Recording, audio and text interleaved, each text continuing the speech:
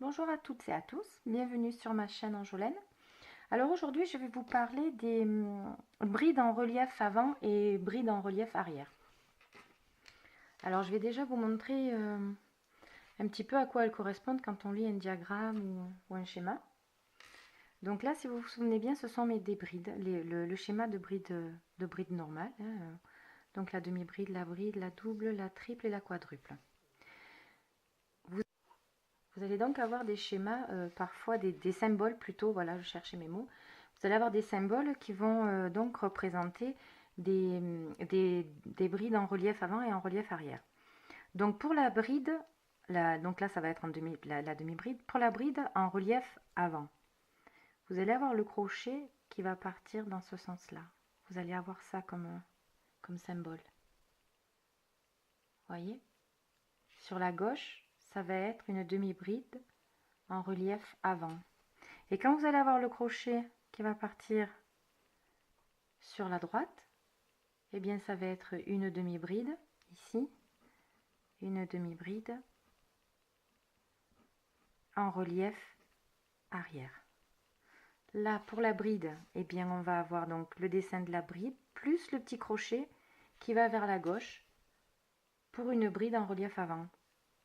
Pour une bride en relief arrière, vous allez avoir le crochet dans l'autre sens. Pareil pour la double bride, donc on a bien vu que la double bride, eh bien c'était le T barré de deux petites barres. Donc là, le petit crochet qui va sur la gauche, c'est une double bride en relief avant.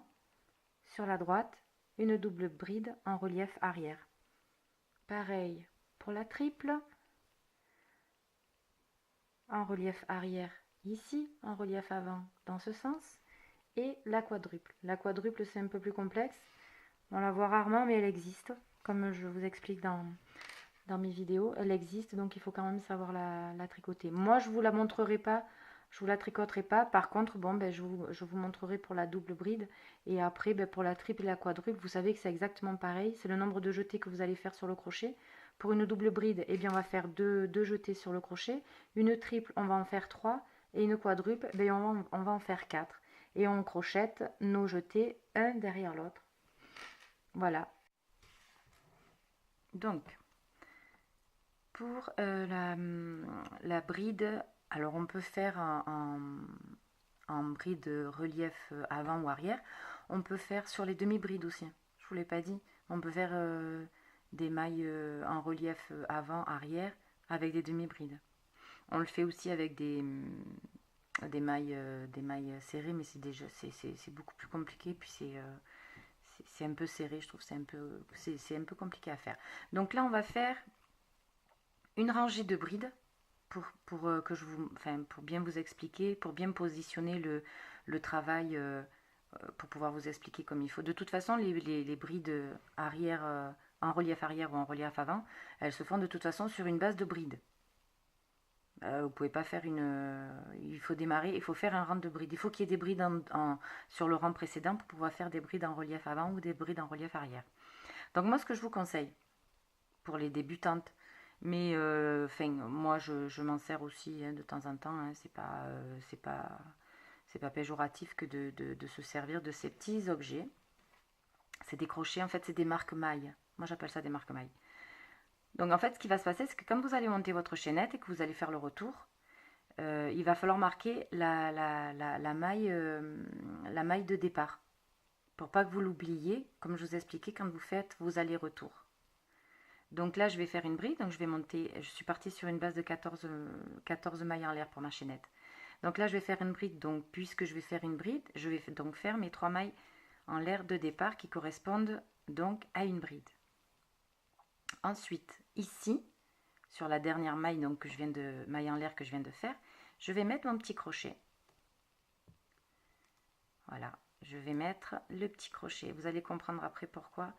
Ces petits crochets, ils servent quand même assez bien. Voilà, si j'y arrive, bien entendu. Voilà. Je le ferme pas parce que ça tient quand même hein, sans le fermer. Donc là, j'ai fait donc mes 3 mailles et je vais donc piquer bien entendu dans la quatrième. 2, 3 et 4. Et puis, je vais faire ma bride. crocheter normalement ma bride. Et bien dis donc, aujourd'hui, allez, c'est parti. Donc je fais ma bride.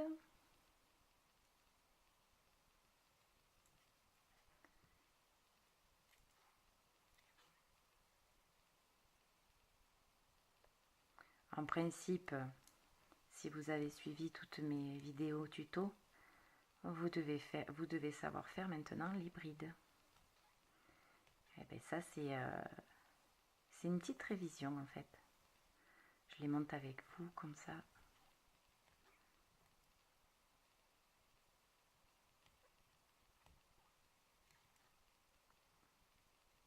Je vais au bout et on se retrouve tout de suite. Donc je suis arrivée au bout de mon rang de bride. Je vous fais donc la dernière. Voilà, donc là j'ai fait mon rang de bride. Et donc je vais devoir partir dans l'autre sens, tourner mon ouvrage, mon travail. Donc comme je vous disais, il y en a qui montent donc les 3 mailles qui vont suivre le retour, elles les montent de face à la fin de leur ouvrage. Donc moi non, je tourne. Je préfère tourner parce que je vais vous expliquer pourquoi. Enfin, moi c'est une impression, après bon, moi je procède comme ça. Donc là je monte donc mes 3 mailles puisque je vais faire une bride, hein. Je vais commencer mon travail sur une bride. J'avais commencé sur une demi-bride, et eh bien j'aurais fait que 2 mailles, etc. etc. Hein, que ça comme d'habitude. Donc ici, j'ai monté mes 3 mailles. Et bien ici, qu'est-ce que je vais faire? Je vais de nouveau mettre un crochet.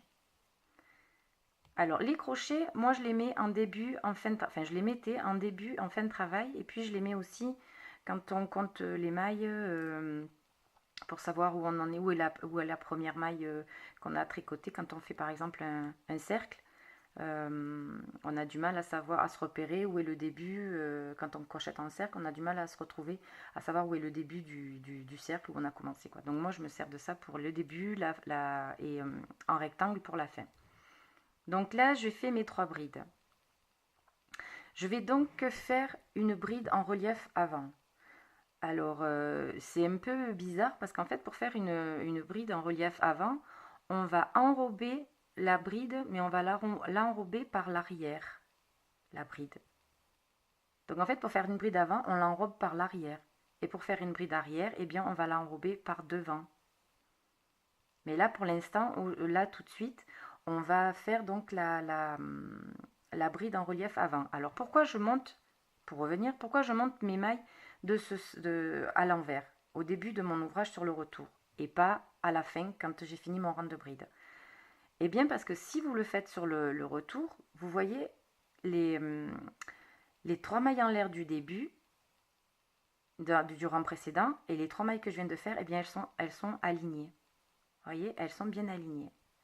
Et si je tourne et que je vous montre, et que j'étire mon ouvrage et que je vous montre, eh bien quand il va falloir que vous partiez, donc que vous alliez faire votre retour, il y en a certaines, effectivement, quand elles comptent, c'est parce que des fois on va vous dire les 3 mailles suivantes, veuillez piquer dans les 3 mailles suivantes. Eh bien elles vont compter ici, elles vont la compter celle-ci de mailles, et elles vont faire 1, 2 et 3 et elles vont piquer là. Alors que non, en fait, il ne faut pas la compter celle-ci.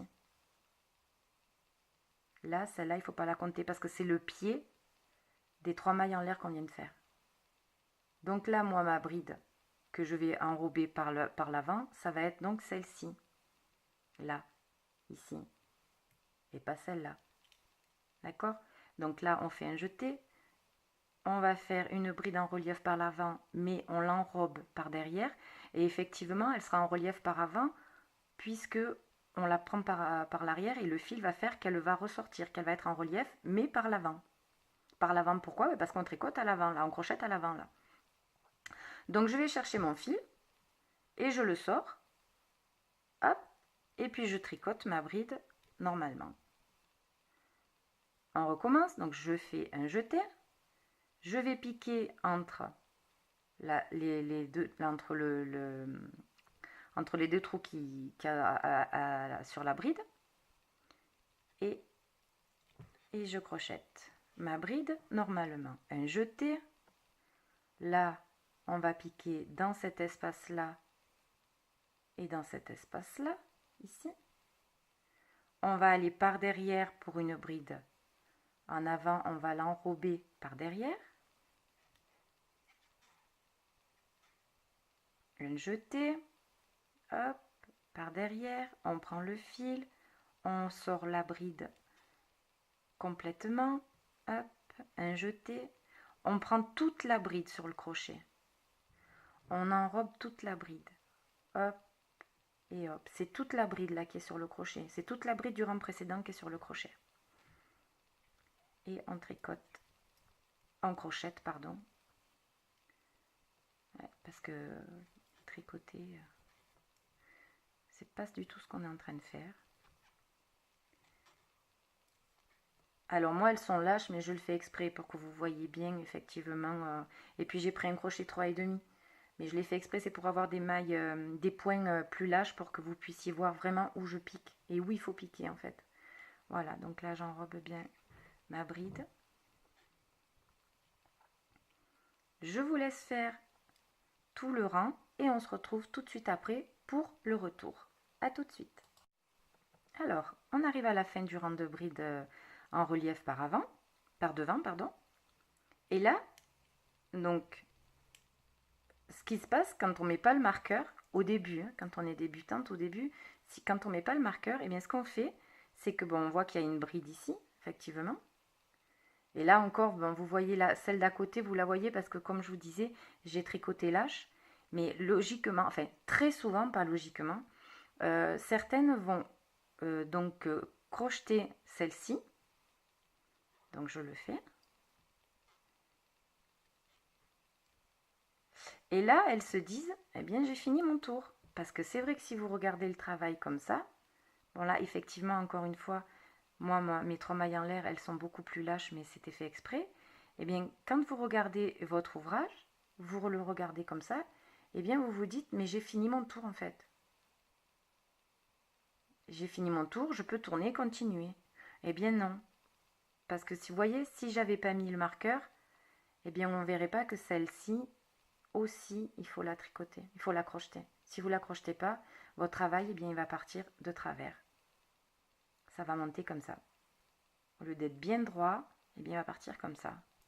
Donc, il ne faut surtout pas oublier de crocheter la dernière bride, la dernière maille. Donc, moi, c'est pour ça que je vous conseille de mettre des marque-mailles au début et à la fin de votre ouvrage. Que ce soit en cercle, que ce soit quand vous crochetez en cercle, on verra d'ailleurs après, plus tard, dans d'autres vidéos, comment on crochette en cercle, eh bien, je mets des marque-mailles. Donc là, je fais donc mon jeté, eh bien, je vais la prendre exactement comme s'il y avait une autre bride à côté, je vais la prendre exactement de la même manière, c'est-à-dire par l'envers, par l'arrière, pardon. Hop, je sors mon fil et je la crochette. Donc là, comme je sais que de l'autre côté, je vais devoir faire des brides, je tourne mon travail et je vais donc monter mes 3 brides, mes 3 mailles en l'air. 1, 2, 3, mes 3 mailles en l'air qui correspondent donc à la bride que je vais faire de l'autre côté. Et là, qu'est-ce que je fais? Eh bien, mon marqueur, je l'enlève et je le passe sur la maille de mon crochet, comme j'ai fait tout à l'heure en fait.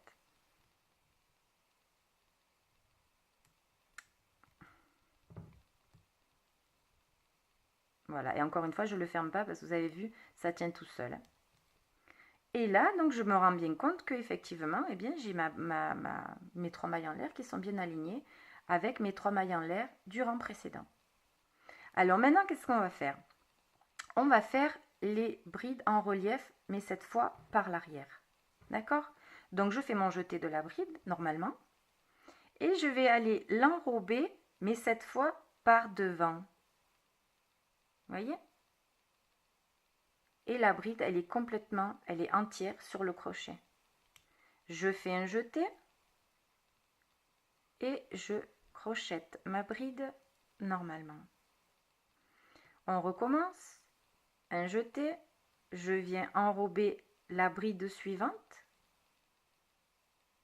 je ressors mon crochet et je crochette ma bride normalement. un jeté, je viens chercher enrober ma bride, je ressors le crochet et je viens crocheter ma bride. Vous voyez, il y a des espaces entre les brides. Là, on les voit bien parce que j'ai vraiment fait des points lâches. Donc, un jeté, on vient piquer ici et on ressort là, comme ça. Un jeté et on crochette la bride. J'en fais encore une avec vous. Une deuxième.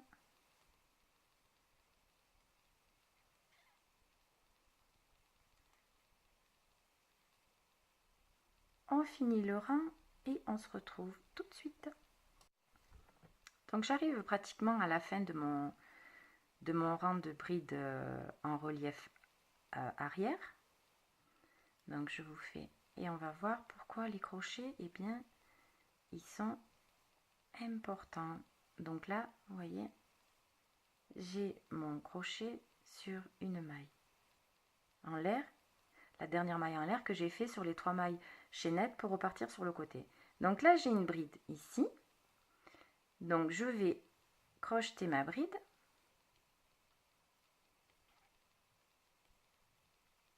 Et là, si on n'avait pas mis le marqueur, eh bien, on se dirait quoi? Ben, on a fini. Vous voyez, si j'avais pas mis mon marqueur, on se dirait on a fait la dernière maille. On a fait la dernière bride. On peut tourner le travail et repartir.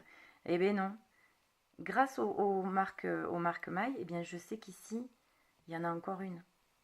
Donc je fais mon jeté et je viens la crocheter exactement comme si j'avais une autre bride à côté. Je viens la crocheter et l'enrober par l'arrière. Par l'avant, pardon, pour avoir une bride en relief arrière. Donc je vous montre un peu ce que ça donne. Vous voyez, vous avez, quand on a fait, on va tourner l'ouvrage, quand on a fait donc notre bride en relief avant, ça a fait un petit boudin ici. Voilà, enfin un petit boudin, un petit relief justement. Et quand on le fait donc, on était ici, eh bien ça nous fait un petit relief à l'avant.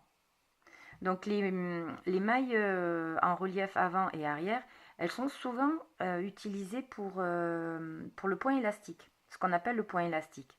Alors le point élastique, c'est quoi au crochet? Bien, c'est l'équivalent du point de cotte, quand on tricote aux aiguilles.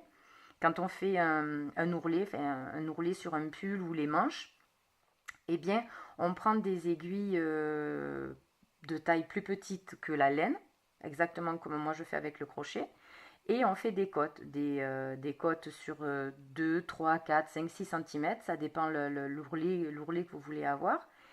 Et il y a les cotes 1-1, il y a les cotes 2-1, il y a les cotes 2-2, etc. Et bien le point élastique au crochet, c'est exactement pareil. Ça permet de faire comme des ourlets, comme des cottes au crochet. Donc dans la prochaine vidéo qui suit, je vais vous expliquer comment on fait le point élastique, donc qui correspond aux cottes au tricot. Je vais y arriver. Donc voilà, pour aujourd'hui, on a donc appris à faire la bride en relief avant et la bride en relief arrière.